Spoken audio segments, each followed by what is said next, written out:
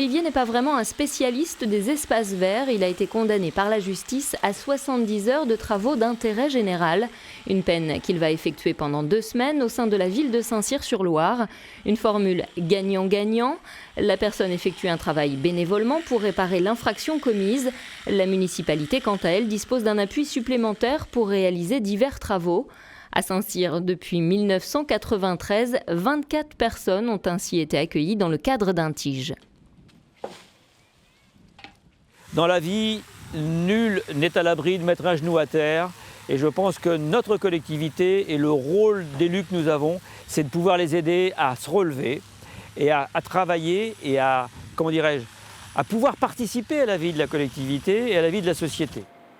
C'est à Tours, dans ces locaux, que les agents du service pénitentiaire d'insertion et de probation doivent trouver le lieu d'exécution du TIG. En moyenne, 400 personnes sont suivies en flux continu, des majeurs, mais aussi des mineurs. Pour chaque citoyen, il faut trouver un lieu d'accueil, proche de son domicile et en lien avec ses compétences ou son projet professionnel. Plus il y a de mairies partenaires, plus il y a donc de solutions de placement. Le principe, c'est que l'employeur, c'est l'État, donc le SPIP. Si jamais il devait y avoir un accident du travail, la commune nous le signale et c'est nous qui nous chargeons de l'ensemble des démarches. Donc pas de responsabilité à ce niveau-là.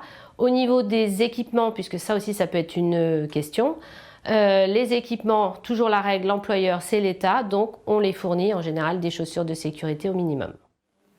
Pour pouvoir accueillir une ou plusieurs personnes en TIG, la municipalité doit notamment voter une délibération à l'unanimité. À Villaines-les-Rochers, depuis 2017, 12 personnes sont venues effectuer 1300 heures de travail. Un renfort appréciable quand il faut réaliser de gros chantiers, par exemple. Ça permet de pouvoir apporter un appui aux services techniques principalement, puisqu'on les accueille pour soit d'entretien des espaces verts, mais ça c'est la majorité en général des accueils, mais aussi l'entretien de voirie, l'entretien de bâtiments, l'entretien du mobilier urbain.